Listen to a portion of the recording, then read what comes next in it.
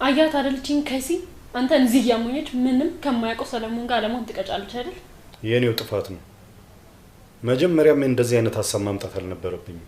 ስማ ያንተ ጥፋት አይደለም። አንተን ከትዳር አፋታች። አሁን ደግሞ ከወንድምና ከአባት ጋር ልታጣላ ነው።